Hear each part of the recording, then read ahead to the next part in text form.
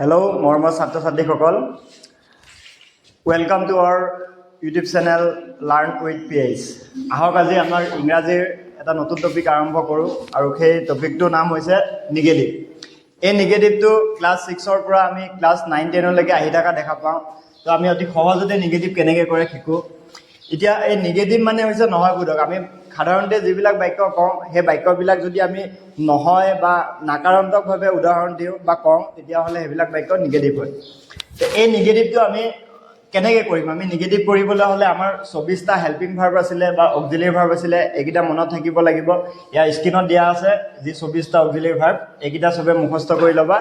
যেতিয়া মুখস্থ হ'ব তেতিয়া আমি এইকেইটালৈ যাব পাৰিম যে এই বাক্যবিলাকত আমি দুই ধৰণৰ নিগেটিভ শিকিব লাগিব। এটা হৈছে অক্সিলিয়াৰী ভাৰ্ব থাকিলে কেনেকৈ কৰে আৰু এটা হৈছে অক্সিলিয়াৰী ভাৰ্ব নাথাকিলে কেনেকৈ কৰে।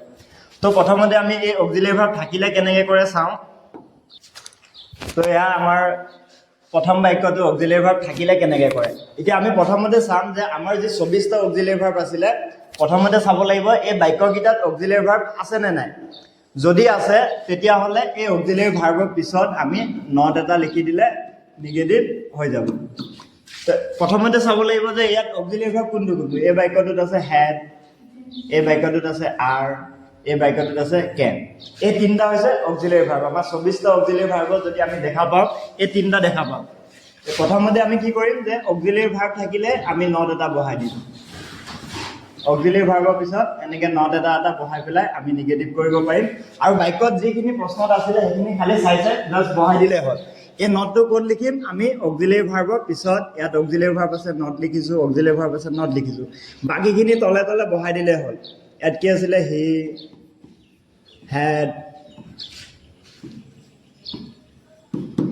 তো আমি ইয়াত কি কৰিলোঁ? মাত্ৰ এটা নট বহাইছোঁ। এই নটটো অক্সিলিয়াৰী ভাৰ্বৰ পিছত। যেতিয়া বাক্যত অক্সিলিয়াৰী ভাৰ্ব থাকিব তাৰপিছত নট এটা বহাই দিলে আমাৰ নিগেটিভ কৰা হৈ যাব। ঠিক তেনেকৈ এই বাক্যটোৰ আৰ আছে, ইয়াৰ পিছত আমি নট এটা বহাইছোঁ। ৱে বাকীখিনি চাই বহাই দিছোঁ।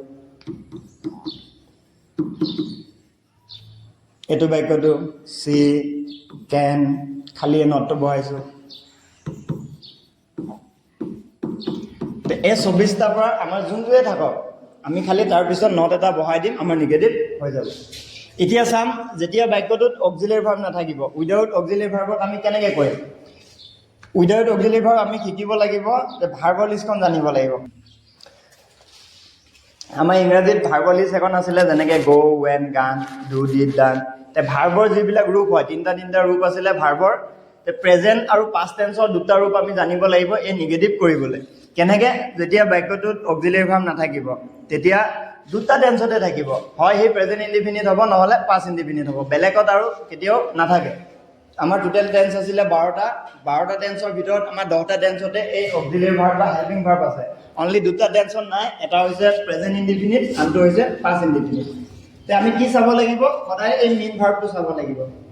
এই মেইন ভাৰ্বটো কিহত আছে? মই ইয়াত ভিটো লিখি দিছোঁ। ভিটো মানে হৈছে পাষ্ট ইনডিফিনিট টেন্সৰ মাজৰ লাইনৰ ভাৰ্বৰ তিনিটা ৰূপ আছিলে। মাজৰ লাইনত যিটো হয় সেইটো ভিটো বুলি কৈছোঁ আৰু প্ৰথম লাইনৰটো আমি V1 বুলি কৈছোঁ।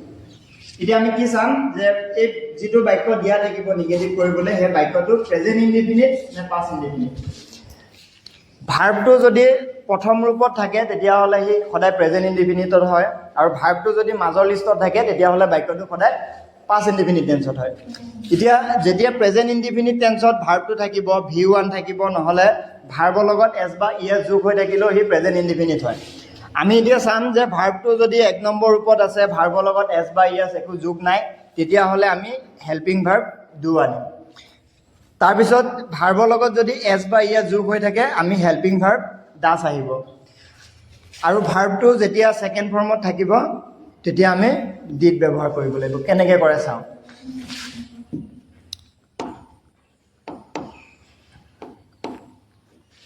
এইটো উইদাউট হেল্পিং ভাৰ্ব। এতিয়া অক্সিলিয়াৰী ভাৰ্ব নোহোৱাকৈ আমি কেনেকৈ কৰিম? প্ৰথম বাক্যত দিয়া আছে আই ইট ৰাইচ। আমি যি 24টা অক্সিলিয়াৰী ভাৰ্ব দেখিছিলোঁ এই 24টাৰ পৰা ইয়াত এটাও নাই। 2 নম্বৰ বাক্যত আছে দে ফিনিছ দ্য ৱৰ্ক। এই দুটা বাক্যত অক্সিলিয়াৰী ভাৰ্ব নাই। নাথাকিলে আমি কি কৰিব লাগিব? সদায় মেইন ভাৰ্বটো চাব লাগিব। ভাৰ্বটো প্ৰেজেণ্ট ফৰ্মত আছে নে পাষ্ট ফৰ্মত আছে। এতিয়া ইয়াত কি আছে? ভাৰ্বটো ইট, ইয়াত আছে ফিনিছড। তে আমি জানো এই ইটটো হৈছে প্ৰেজেণ্ট ফৰ্মৰ লুপ তিনিটা ৰূপ আছিলে কি আছিলে ইট এড ইটেন ইয়াৰ আছিলে ফিনিশ্ড